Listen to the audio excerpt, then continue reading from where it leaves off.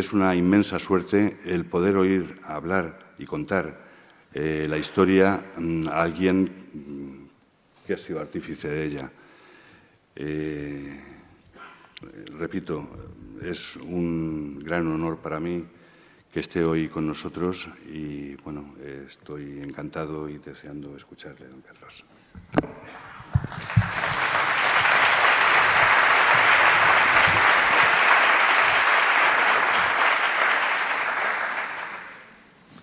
Queridos amigos, si no se oye, hagan el favor de advertírmelo. ¿Se oye? ¿Se oye? Queridos amigos, agradezco mucho a los organizadores de este congreso de la asociación tan querida para mí, Española de Neuropsiquiatría. Soy socio de ella desde el año 46 o 47 y, por lo tanto, en fin, ya he vivido mucho desde entonces. Y agradezco muchísimo las palabras del doctor Chicharro, que acaba de dedicarme, y que, bueno, se suele decir que son excesivas y tal. Bueno, yo tengo mi manera de pensar al respecto, pero ustedes son los que tienen que juzgarla. Estaba un poco alarmado porque cuando llegué a Bilbao me encontré con que después de la múltiple correspondencia que yo había tenido con Ander Retolaza, en la cual le decía que el tema era historia crítica de la psiquiatría en el siglo XX, una mirada biográfica, es decir, una mirada de testigo, me encontré en el primer programa con que era la razón de la psiquiatría. Bueno, veo que se ha subsanado esto y me alegra muchísimo porque yo tenía aquí unas palabras para hacer una corrección a propósito. Hace 63 años que penetré en el universo psiquiátrico para no volver a salir de él. Yo tenía 20 años, estudiaba cuarto año de medicina.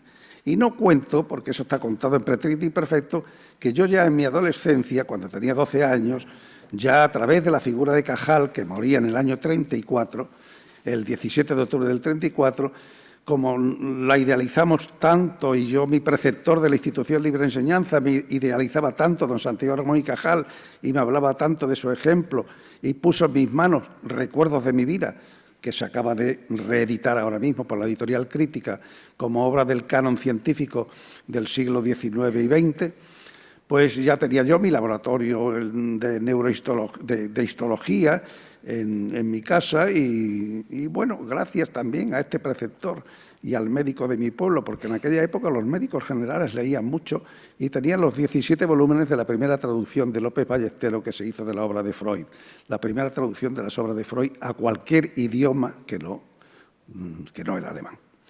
Bueno, pero naturalmente esos años no cuentan para lo que yo les voy a contar a ustedes.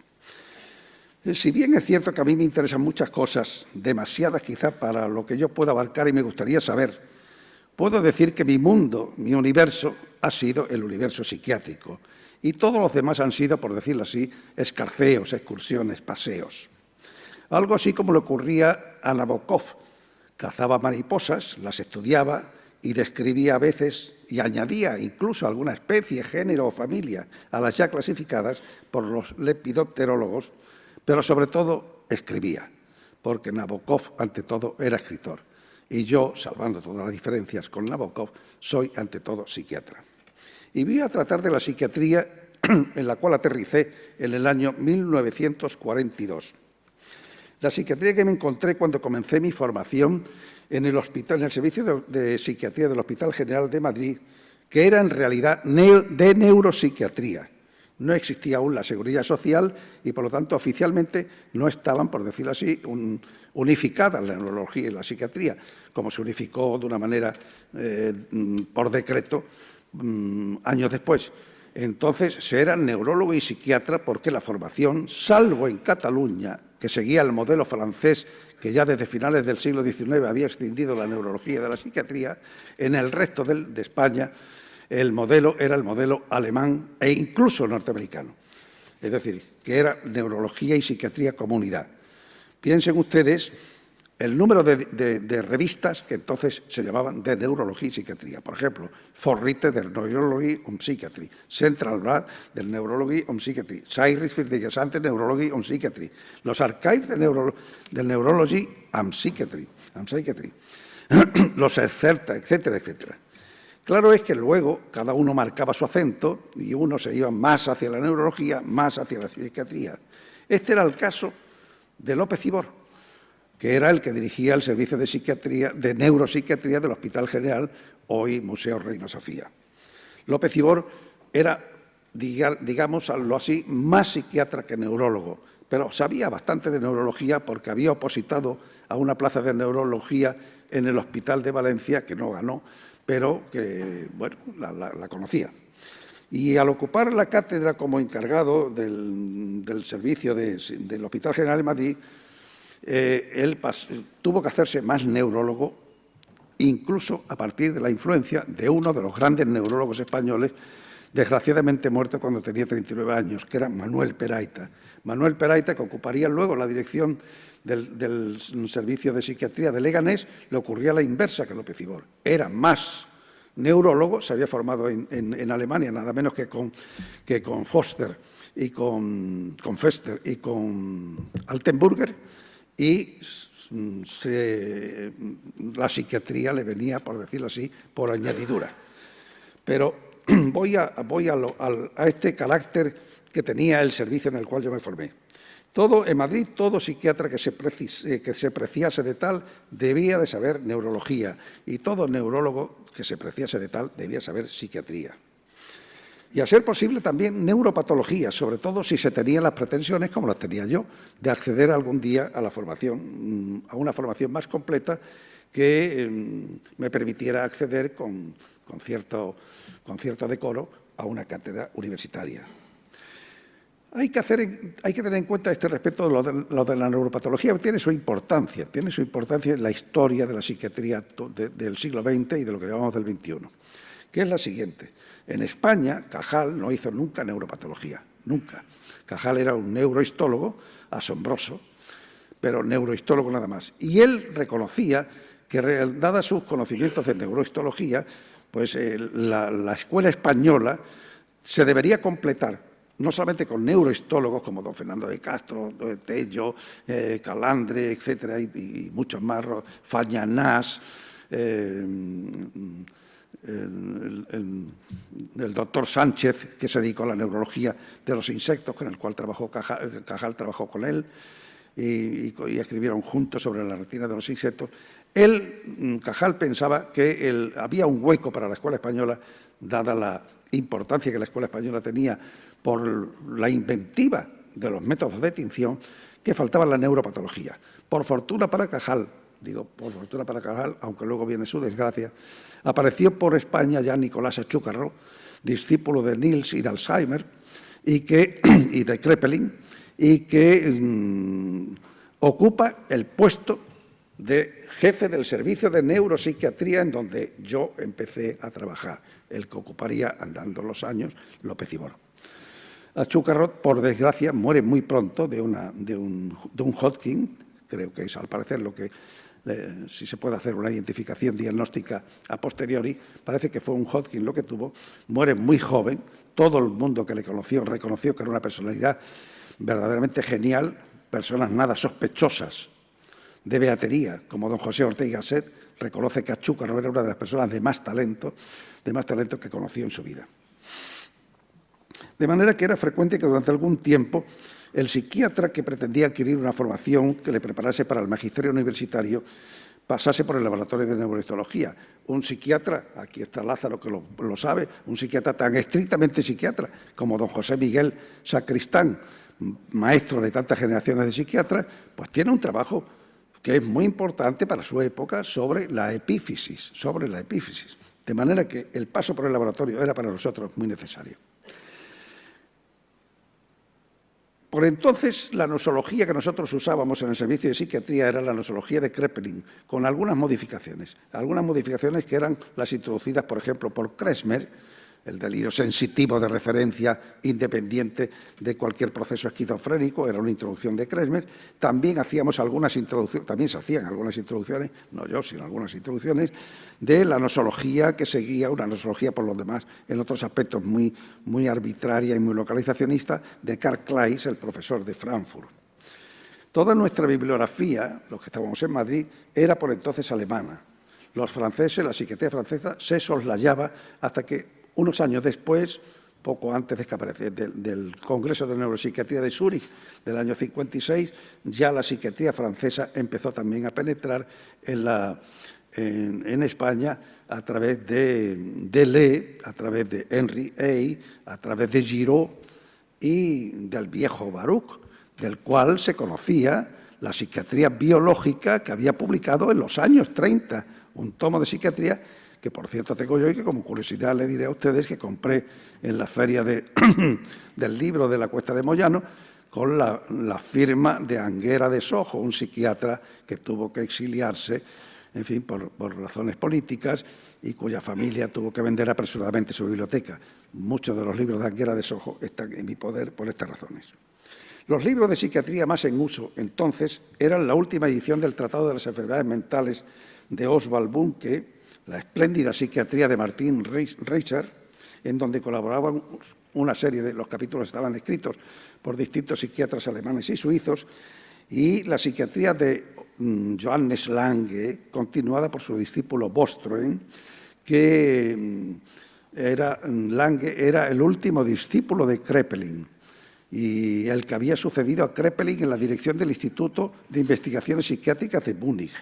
Y la introducción psicopatológica del libro de Lange-Bostrom es realmente extraordinaria y aún ahora se puede leer con sumo provecho por su finura de análisis y hoy que tanto se discute la teoría del síntoma psiquiátrico, se podrían leer por parte de los que lo discuten esta psicopatología de Lange-Bostrom, porque ahí podrían encontrar algo del cual aprender. Para la psicopatología nosotros utilizábamos la obra de Jasper, pero no en su edición alemana, porque estaba totalmente agotada, sino en la edición francesa, que era muy antigua. La edición alemana apareció en la quinta edición alemana, modificada ya un tanto por Kurt Schneider, apareció en 1945 y naturalmente todos la adquirimos para devorarla. Jasper, aunque abandonó la psiquiatría, dejó su influjo en lo que se denominó la Escuela de Heidelberg, que dirigía Karl Billmans, y que lo formaban, por ejemplo, Grulle, Matusek, Mayer-Gross, Carr y Kurt Schneider. Y Billmans fue el que dirige el tomo 11 del Handbuch der Geisteskrankheiten, dirigido por Bünke a su vez, y que estaba dedicado totalmente a la esquizofrenia. Es decir, el tomo 11 era la puesta al día más erudita y más fecunda de la psicología, la clínica y los tratamientos por entonces existentes, aunque de muy dudosa eficacia, sobre la esquizofrenia. La unidad de neuropsiquiatría tenía una tradición histórica que se iniciaba en Alemania con Grisinger y con Wernicke, y tengan ustedes en cuenta que el concepto de disgregación esquizofrénica que todos estamos manejando procede de la sejunción de Wernicke. El término de disgregación aplicado a lo que luego se ha de llamar esquizofrenia, porque entonces era demencia precoz, lo introduce Karl Wernicke, que era un neurólogo que hizo aportaciones sobre las afasias de carácter absolutamente indeleble. Pues bien, una de las razones, creo yo, desde el punto de vista histórico, para que la neurología y la psiquiatría no se pudiesen separar, porque era muy fácil separar la neurología y psiquiatría si, por ejemplo, podíamos poner el límite de la neurología, una polineuritis o una parálisis facial, el límite de la psiquiatría, pues una esquizofrenia. Claro, entre una polineuritis y una esquizofrenia no hay posibilidad de contacto. ¿Pero qué se hace cuando nos encontramos con una parálisis general progresiva de origen sifilítico? ¿Qué es, neurología o psiquiatría? O con un Alzheimer, hoy, que son los que abundan. ¿Qué es, neurología o psiquiatría? Yo creo que la discusión no tiene ningún sentido. O se adquiere una formación de un nuevo carácter, que no necesariamente tenga que ser neuropsiquiátrica, pero sí de patología cerebral en el sentido más amplio del vocablo, o realmente nos movemos en un terreno totalmente confuso. Había una enfermedad por entonces que nos obligaba al mantenimiento precisamente de este concepto de neuropsiquiatría, que era la parálisis general progresiva. Nosotros teníamos en el servicio sangre de palúdico que guardábamos con oxalato para que no se coagulara, y para inyectársela al próximo paralítico general que apareciera, porque nosotros teníamos en la sala de hombres, en mujeres menos, pero en la sala de hombres teníamos habitualmente de 8 a 14 y 15 paralíticos generales ingresados en tratamiento, a los cuales le producíamos 8 o 9 accesos palúdicos febriles. En el año 46, cuando ya la penicilina tiene toda su vigencia y su carta de naturaleza en medicina, desaparece la PGP, que nos había enseñado tantísimo sobre la patología del lóbulo prefrontal. Porque la patología del lóbulo prefrontal, naturalmente, en los tumores es donde realmente el síndrome se podía mostrar con un carácter muy limitado, pero los tumores frontales eran relativamente infrecuentes, mientras que la parálisis general progresiva la tenía uno todos los días en el servicio. Y la patología del frontal, la llamada Moria por Jastrovic en 1868 nada menos, pues la encontrábamos en los paralíticos generales con suma frecuencia, a veces como síntoma de comienzo, Yo recuerdo, por ejemplo, que el diagnóstico que se hizo en un famoso odontólogo que había por entonces en Madrid de parálisis general progresiva fue por las extravagancias estúpidas que tenía. Es decir, iba, por ejemplo, un cliente o una cliente y cuando ya le tenía puesto todos sus artilugios y la boca abierta con sus tenazas, etcétera, decía, permítame un momento que me retire a descansar. Y tenía un divancito en la misma tal y se echaba unos cuantos minutos. Claro, la gente estaba desconcertada. Estos trastornos de conducta, que son típicamente del frontal, eran muy frecuentes en la parálisis general progresiva. Y yo les invitaría a ustedes, los que tengan afición por la historia de la psiquiatría, a leer los libros primeros de Kraepelin y los de un contemporáneo suyo, que no son menos interesantes, aunque no fueran tan fecundos como las tesis de Kraepelin, Kurt Kohle, los malabarismos que tienen que hacer para tratar de diferenciar en los comienzos lo que va a ser luego una demencia paralítica, y lo que no va a serlo, porque era una depresión, por ejemplo, del adulto. Esas depresiones del adulto, las de entonces, que eran manicomiables, muchas de ellas, y que entonces tenía un carácter, por decirlo así, de impronta más orgánica. Hay que leerse esos libros que son sumamente curiosos de los malabarismos que tenían que hacer, carentes todos ellos, naturalmente, de una serología, porque no existía todavía la serología. Noguchi había de describir la presencia del treponema pallidum en el córtex cerebral de los paralíticos generales en 1908, de manera que hasta entonces se tenían que valer exclusivamente de la clínica. Pero había por parte de la neurología misma una línea que la aproximaba a la psiquiatría, y era la de las afasias, apraxias y agnosias. La patología cerebral precisamente se calificaba como ese Grenzgebiete, que dicen los alemanes, territorio límite, el territorio límite entre la neurología y la psiquiatría. Recordemos que el propio Freud, además de neurohistólogo en sus comienzos, cuando se hace clínico, es neuropsiquiatra, antes que psicoanalista, antes que llegara a ser psicoanalista, es neuropsiquiatra. Y aparte de algunos trabajos de sobre neuropatías infantiles, hace una aportación a la doctrina de las afasias que todavía tiene un gran interés. Pues bien, la doctrina de las afasias, agnosias y apraxias resolvía el problema de la relación entre las estructuras cerebrales y el aprendizaje. La gente cree, mucha gente cree, sobre todo los que son organicistas en rayé, piensa que cuando nosotros hablamos de psicopatología estamos hablando de algo, de una sustancia inmaterial, algo así como el alma inmortal. No estamos hablando de eso, estamos hablando de que la biografía de cada uno de nosotros está en nuestro cerebro. Y la prueba de ello, y yo lo dije así, y recuerdo porque yo tenía 24 o 25 años cuando presenté en una sesión clínica del Hospital General, del Servicio de Psiquiatría, presenté un caso de síndrome de Gerstmann. El síndrome de Gerstmann, como ustedes saben, se caracteriza por la agrafia, pierde la capacidad para la escritura, y la agnosia para el reconocimiento de los dedos, la finger agnosia, la agnosia de los dedos y agrafia. Y en el curso de la discusión dije, la agrafia, el síndrome de Gerstmann en España no se podría encontrar en un 70% de la población. Y me dije, ¿y por qué? Pues porque el 70% de la población no sabe leer ni escribir. Y entonces, ¿qué pasa? Resulta que un señor puede tener un síndrome de Germán si en su cerebro se ha acuñado por aprendizaje la lectura y la escritura. Y por otra parte, ya he reconocido, hay un trabajo de Heinrich Kranz, que fue profesor de Mainz y discípulo de Kurt Schneider, que muchos de ustedes conocerán.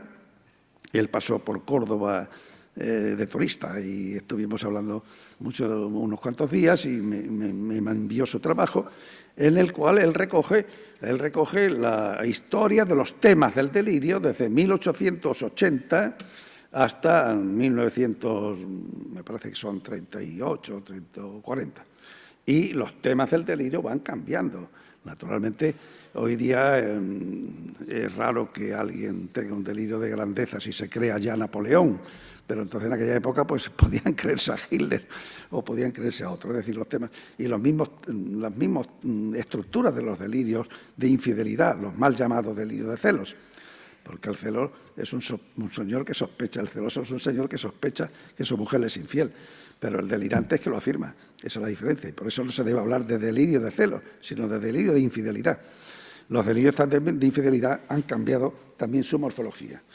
Pues bien, mi propia tesis doctoral trataba de un caso de agnosia óptica de una enferma que se llamaba María Madrid, que en el curso de un parto, era una muchacha joven de 27 o 28 años, en el curso de un parto, era una cardiópata, tuvo una embolia del gyrus angularis y que presentaba un trastorno muy curioso en el cual una agnosia para la percepción del movimiento, de manera que ella le era incapaz de reconocer que un objeto se movía en su campo visual.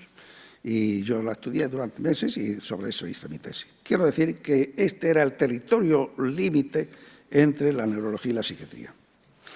Bueno, la cosa estaba era una cosa tan natural, esta neuropsiquiatría que nosotros vivíamos, que López Ibor proyectó la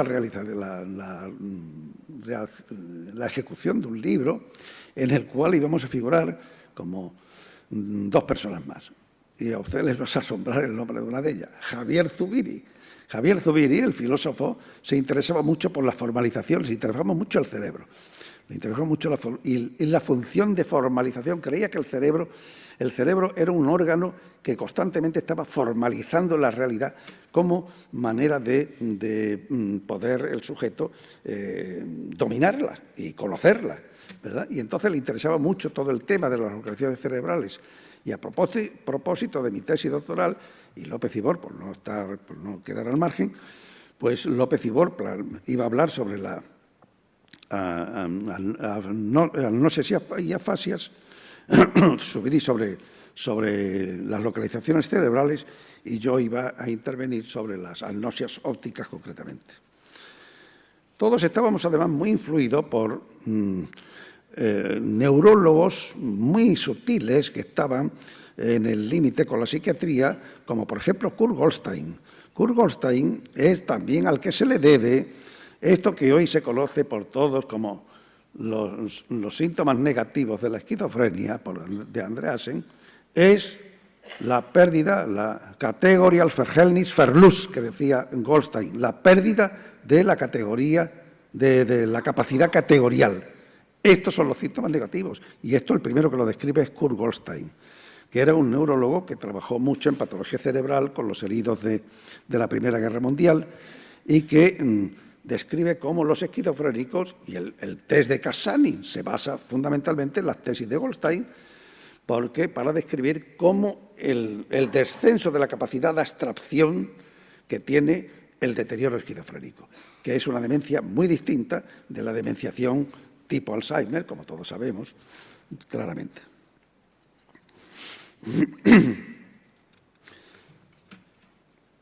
Quiero recordarles a ustedes, porque hoy está, naturalmente, la investigación biológica en psiquiatría tiene una vigencia tan extraordinaria y está coronada por tantos éxitos, que comienza en los años 30. En el año 34, las investigaciones biológicas más serias, los hallazgos biológicos más serios, fueron los de Jessing y Grebin en Múnich, pero se referían a primero era una investigación biológica de laboratorio todavía hoy día muy primitiva, pero la etiopatogenia de la catatonía se puso en relación por Jessing y Grebing en relación con las alteraciones del metabolismo de las proteínas. Y yo, entonces, cuando hice mis 5 años de permanencia en el Instituto Cajal por las tardes, estuve estudiando la histopatología de la catatonía, que teníamos muchos catatónicos, porque seguía siendo válido aquel dicho de Harry Stack Sullivan cuando estudió en Alemania, y los mismos alemanes le dijeron, pues no deje de pasar por España, porque si quiere usted ver catatonías, en España hay muchas catatonías. Y efectivamente, hoy que es una rareza la esquizofrenia catatónica, nosotros teníamos bastantes ingresos de esquizofrenia catatónica, y muchos de ellos de la catatonía llamada aguda mortal, o catatonía febril mortal, y los cerebros los estudiaba yo en el Cajal. Para mí se dio una conjunción muy afortunada en aquella época, porque yo era el único estudiante de aquel servicio en donde estaba Manuel Peraita, López Ibor. López Ibor conocía bastante bien la psicopatología fenomenológica, había leído él directamente a Brentano y a Husserl, y al poco llega Lafora, y Lafora era, como ustedes saben, un gran neuropatólogo. Fundamentalmente Lafora, y no quiero con esto hacer ningún desdoro de su figura, que yo respeto entrañablemente, Lafora fundamentalmente es un gran neuropatólogo. Y el hecho de que a los 25 años describiera la neuropatología de la epilepsia de Umberrix le catapultó desde el primer momento entre las autoridades de la neuropatología mundial de la época. Yo conozco bien, y Lázaro la conoce también muy bien, la biblioteca de Lafora, y sé de qué manera reconocían a Lafora como el gran neuropatólogo las autoridades de la época. He visto las separatas de Paulo, de Sherrington, todos dedicadas a Lafora como una de las figuras más sobresalientes de la época. Estaba también Llopis, que escribió en un libro desafortunadamente ya no leído, que es la psicosis pelagrosa, y además no era el sitio adecuado para, como introducción de la psicosis pelagrosa, hacer una psicopatología. No era el momento. Él podía haber hecho la psicopatología aparte. Llopis era un psicopatólogo excepcional, y yo les recomiendo a ustedes que lean, son 50, 60 páginas, la psicopatología, sobre todo la percepción, las ideas delirantes, etcétera, porque lo de Llopis es verdaderamente extraordinario. Otra figura importante para mí, que era un hombre joven, un chico joven todavía, la de Eugenio Olivares, que era, además de un neuropsiquiatra eminente, una persona muy culta, y es el primero que traduce un libro de psiquiatría infantil.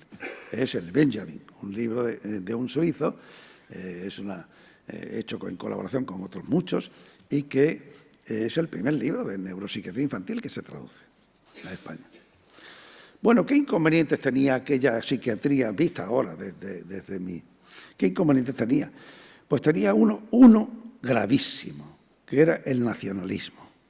Ustedes saben que el patriotismo es una de las lacras, de las enfermedades de las cuales debemos vacunarnos lo antes posible para no ser jamás, ni nacionalista, ni patriota, ni nada, ¿verdad? Pues el nacionalismo y el patriotismo se llevó a la psiquiatría. La psiquiatría francesa era ignorada por los alemanes, los ingleses ignoraban la francesa y la alemana, los norteamericanos la inglesa, etcétera, etcétera. Y esto convirtió a la psiquiatría en lo que se llamaba el gran escándalo de la medicina del momento, porque la clasificación de los trastornos mentales era distinta, no solamente según los países, sino además según las escuelas. Es decir, que la nosología de Kraepelin no es la de Bunke, ni la nosología de Kraepelin y Bunke es la de Claes. Y lo mismo ocurría en Francia entre la de Baruch y la de Deleuze, etcétera, etcétera. Esto era verdaderamente escandaloso y, por lo tanto, el que se haya superado este nacionalismo llevado a un terreno que debe ser estrictamente neutral, como es el de un conocimiento científico natural, pues me parece muy importante. Después, el segundo punto serio fue el estancamiento de la investigación biológica. Después de los hallazgos aquellos de Jessing y Grebing, que ya están muy superados, por supuesto, y que nadie se acuerda de ellos, pero hay un estancamiento, porque no se sabe por dónde seguir. Entonces empieza una investigación que se ve muy claramente en la colección de los Archives of Neurology and Psychiatry de norteamericanos, se ve muy claro los palos de ciego que se están dando por todo el grupo de Altschuler, que era uno de los investigadores de la psiquiatría biológica del momento, más renombrados. Se dan palos de ciego, se están buscando alteraciones fisiológicas en los órganos, es decir, hígado, bazo, el humor vítreo, en los sitios más inverosímiles, porque hay una desorientación total. Y después hay unas cuestiones muy graves que yo creo que también en cierto sentido se padecen actualmente, y que es el autismo de la psiquiatría europea y concretamente de la alemana, en lo que intuyo que son sordera frente a conocimientos que no son de psiquiatría, pero que pueden fecundar a la psiquiatría. De la misma manera que un topógrafo necesita saber al mismo tiempo de óptica y al mismo tiempo de matemática, pues nosotros los psiquiatras tenemos que saber de algo más que de psiquiatría. Ese cierre. Lo curioso es que el psiquiatra pasa por ser sociológicamente entre los médicos de los más cultos, pero yo me niego a que esa afirmación se haga de una manera tan tajante.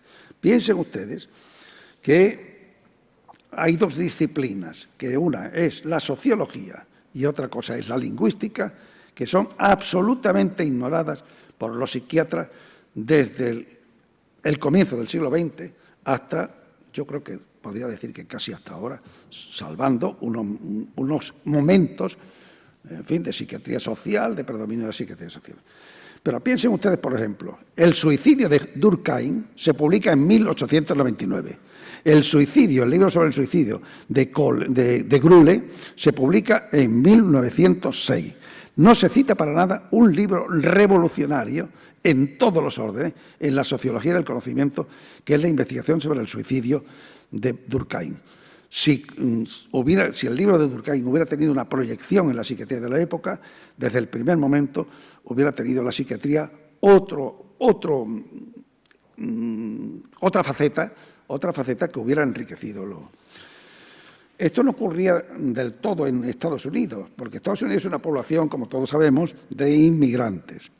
Y en Estados Unidos, en 1902, se publican los primeros trabajos en los cuales los psiquiatras advierten que en los 2 primeros años de entrada en Estados Unidos del napolitano o el siciliano de turno o el lituano, la tasa de lo que hoy llamamos brotes psicóticos aumentaba un 50% respecto de los lituanos, sicilianos o napolitanos que llevaban ya 5 o 6 años y que estaban integrados en la sociedad norteamericana. Esto les llevó a pensar que este desajuste del medio. Y como curiosidad les diré a ustedes, para que se vea la sordera cómo se taponan los oídos a propósito para cuando no se quiere oír. Uno de los primeros trabajos de sociología de psiquiatría es uno de Jasper, unos años antes, no iba a decir muchos años, no, porque Jasper publica su psicopatología cuando tiene 32 años, pero unos años antes publica Jasper el aumento de la tasa de psicosis, de delirios, de carácter de infidelidad, llamado de celotipia, lo que llamaban los alemanes la celotipia, en la población de inmigrantes en Alemania. ¿Verdad? Es decir, en el momento en que hay este cambio de ambiente, de mundo, en donde ya hay alguien que no es capaz de comprender las claves, entonces esa perplejidad frente a la interpretación de la realidad da lugar a esta... Eso como curiosidad se lo señalo, fue Jasper el primero que lo hizo.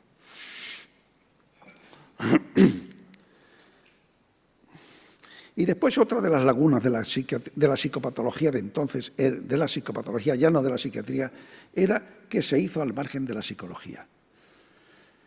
Esto de que es tan absurdo como que la patología, la fisiología patológica o patología general que nosotros estudiamos en medicina se hiciera al margen de la fisiología. Todos sabemos que no hay posibilidad de entender la patología funcional del riñón si no sabemos la fisiología del riñón. Pero, pues bien, pues esto, sin embargo, no ha pasado nunca en psiquiatría. Los conocimientos de psicología del psiquiatra se han caracterizado por su abstinencia, por su carencia. ¿Qué marcaba, sin embargo, de positivo todavía el acento del psiquiatra de entonces? Pues miren ustedes, yo creo que nosotros veíamos el enfermo, sobre todo el psicótico, un poco al modo como Claude Bernard decía que se debía ver al enfermo, como un experimento de la naturaleza. Bueno, llega la Segunda Guerra Mundial, el final de la Segunda Guerra Mundial, y entonces, naturalmente, las características de la psiquiatría son prácticamente de la psiquiatría europea es la penetración de la psicología, de la psiquiatría norteamericana. Y el segundo rasgo es el abandono de la investigación neuropatológica. Yo he recordado en mi autobiografía la visita que me hizo uno de los grandes neuropatólogos alemanes que se exilió en Inglaterra.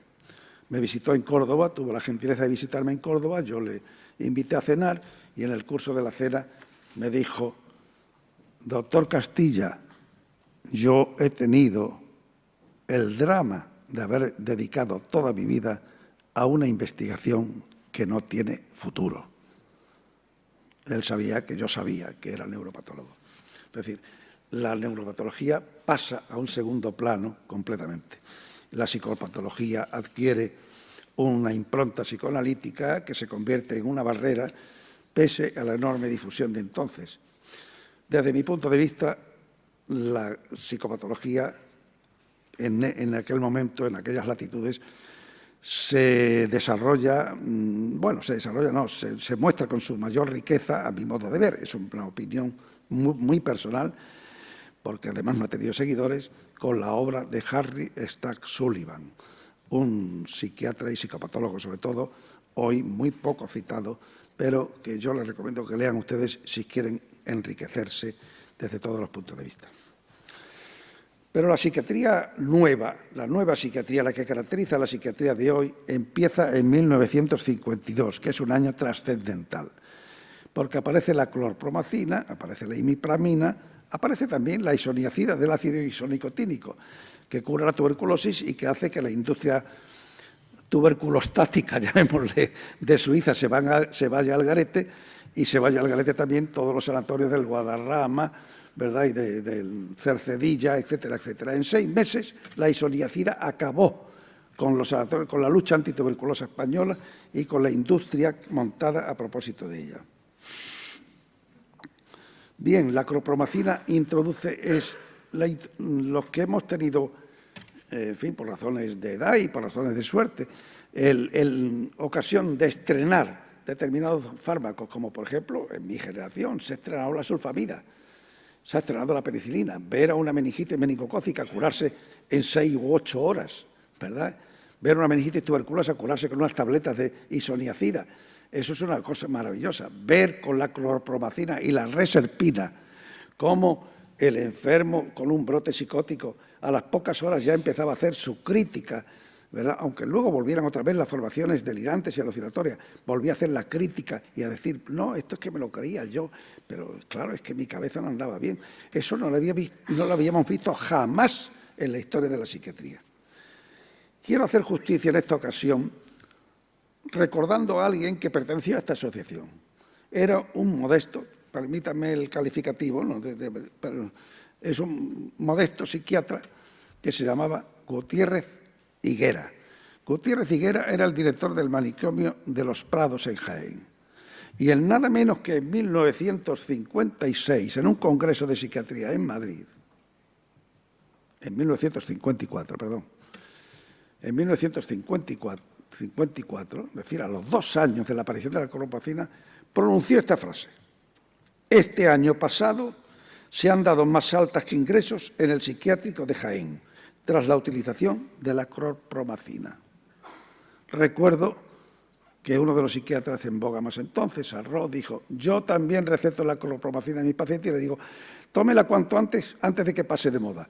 Pues bien, la clorpromacina introdujo realmente fue un hiato en en la concepción, en la visión de los enfermos psicóticos. Y inmediatamente la investigación neurobiológica que sustituye a la neuropatológica.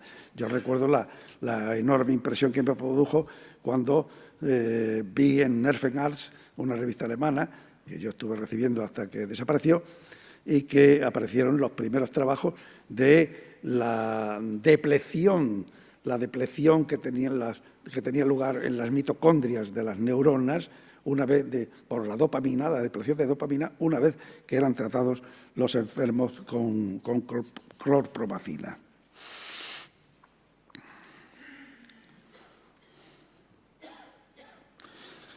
Y esta investigación psicofarmacológica, esta farmacología que introduce una línea de investigación, es la que realmente hace posible todo lo que es hoy día la asistencia mental, la asistencia psiquiátrica al enfermo mental.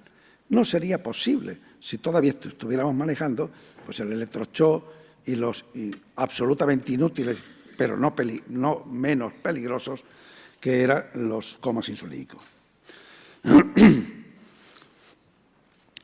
Hay una ventaja indiscutible en la psiquiatría de hoy, que es el hecho de que los nacionalismos hayan sido superados. Las clasificaciones, tanto la ICD cuanto el DSM-3, 4, el que sea, ha introducido que es una unidad de criterio, y hoy día se puede catalogar con los mismos criterios en Japón, en Senegal o en Bilbao. Esto es una enorme ventaja porque ha acabado con los nacionalismos. Pero, sin embargo, se ha reducido la semiología psiquiátrica. Y de la misma manera que, en fin, el neurólogo que explorase enfermos con su martillo de reflejo y su alfiler y su turunda de algodón para explorar la sensibilidad, si no supiese neurofisiología, realmente sería una persona... Porque un diabetólogo puede no saber el ciclo de Krebs y ser un diabetólogo que trate correctamente a los pacientes. Pero un neurólogo no puede ser un buen neurólogo si al mismo tiempo que ve unas alteraciones de sensibilidad saben por dónde van, por dónde se transmiten esos impulsos de la sensibilidad profunda, de la interoceptiva, de la propioceptiva, etcétera, etcétera. Pues bien, de pronto resulta que una vez que nosotros hemos terminado con esta pesquisa, nosotros ante el paciente, ¿qué hacemos respecto de la valoración sintomática? Que no sea la mera catalogación, la mera rubricación del mismo.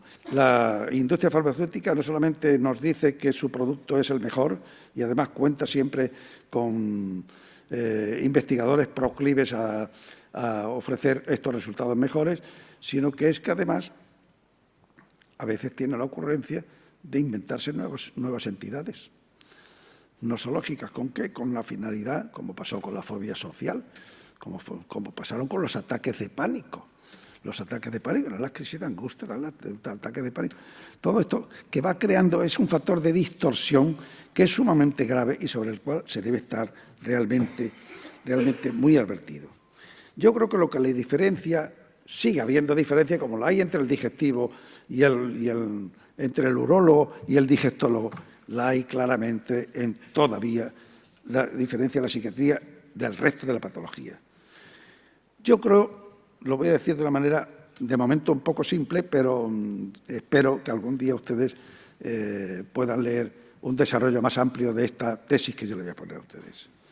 Yo creo que la patología, el psiquiatra no puede nunca olvidar que la patología que le concierne es la patología del sujeto en tanto tal, del sujeto como una entidad que sirve para relacionarse con los demás, agresiva o no agresivamente, afectiva o no afectivamente, amorosa o no amorosamente, como quiera que sea. Es el sujeto el que padece. Cualquier cosa que a mí me ocurra en el resto del organismo, que no sea en mi cerebro, es un accidente, es un acontecimiento. Una fractura que yo tenga, una úlcera que yo tenga, un cólico nefrítico, lo que quiera que sea, eso es un acontecimiento. Pero mi manera de ser es una característica, son mis características, y lo mismo las de ustedes. Y la patología del sujeto se refiere a la modificación de esas características. De pronto aquel sujeto, ¿verdad?, que era una persona comedida, cortés, educada, con una comprensión adecuada de la realidad en que estaba, aquel sujeto empieza con una conducta, en fin, inadecuada y que, de alguna manera, desajustada con la realidad. ¿Qué es lo que le está pasando al sujeto? Es decir, esta es la patología que concierne al psiquiatra. Y yo creo que la diferencia entre acontecimiento, que es una cosa cierta. El que a mí me hayan hecho 4 bypass es un acontecimiento que no ha modificado en nada mis características. Sin embargo, un tumor frontal me la perturbaría, un Alzheimer inicial me la perturbaría. De la esquizofrenia estoy ya libre porque a mi edad no voy a tener un brote esquizofrénico, pero también me la perturbaría. Esta es la diferencia. Una fobia no se comprende sin un fóbico, sin el fóbico. Sin embargo, sí se puede comprender un pólico hepático independientemente del sujeto que lo padece, porque no afecta al sujeto, no afecta al sujeto. Y esto a mí me parece sumamente importante para tal. Y, por lo tanto, yo creo que realmente a ustedes que son mucho más jóvenes que yo, les invito a que, de nuevo, tengan una atención hacia el sujeto. Una atención no solamente como cuidador, que me parece muy importante el cuidado al enfermo mental, la asistencia mental, la asistencia como tal, me parece perfectamente adecuada, pero también la atención en un sentido distinto a como la teníamos nosotros cuando éramos jóvenes y no teníamos otra cosa que hacer más que atenderla, porque realmente cualquier alteración de nuestras características está revelando una alteración de nosotros como sujeto. Y, por lo tanto, nosotros en el momento que tenemos esa alteración de nuestra característica, que nos hace ser Castilla y no Gutiérrez, ¿verdad?, y a Gutiérrez no lo hace Castilla, pues entonces eso realmente es misión es comprender al sujeto como un experimento mental que se está verificando ante nuestros ojos y que entonces nosotros podemos abordarlo con un instrumental psicopatológico del cual hoy se está verdaderamente carente. Hay 2 tipos de... Por eso digo que el gran laboratorio de la psiquiatría y de todo es la inteligencia humana. Ustedes no olviden que Newton no fue nunca astrónomo y escribió la primera teoría del cosmos, que ha estado vigente hasta que en 1905 pues Einstein la marginara, ¿verdad? Pero Einstein no acudió jamás a un laboratorio de física, jamás, ni a un laboratorio de física, ni a un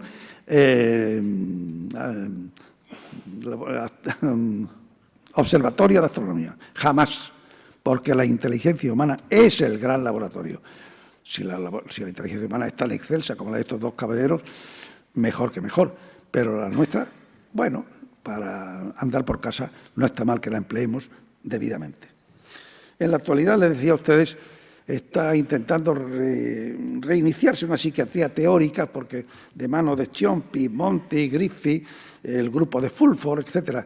Pero repito que yo no soy demasiado optimista por la forma como se está llevando a cabo. Bueno, y voy a terminar. Yo he escrito una autobiografía, algunos de ustedes la conocen porque he firmado unos cuantos libros ahora antes de entrar. Una autobiografía no tiene como propósito saber quién uno es, porque antes de comenzada también ya sabía uno cómo era, o por lo menos se lo creía, creer saber quién es, y por eso, para saber quién es, no se necesita escribir una autobiografía, que es una cosa muy pesada, sobre todo si son 1000 páginas como lo es la mía. Pero cuando uno la inicia y la culmina, resulta que uno aparece de otra manera. Me refiero para sí mismo, a cómo me veía antes. Y entonces resulta que la escritura autobiográfica ha demostrado tener un cometido con el que yo no contaba.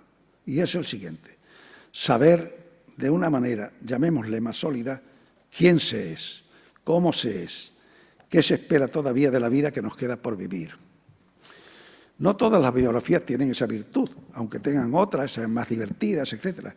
Pero las que lo poseen permiten enunciar de una vez para siempre, y aunque sea tardíamente, en las postrimerías de nuestra vida biológica y nuestra vida social, cuando ya es innegable que el tiempo que nos queda por vivir se ha adelgazado tanto como para que ya no nos quepa ni un solo engaño más en nuestra existencia, entonces esto nos depara algo tan sorprendentemente sencillo como esto. Ya sé quién he sido y ya sé quién soy. Pues bien, en mi caso he sido psiquiatra y soy psiquiatra. Uno más, como todos ustedes. Muchas gracias.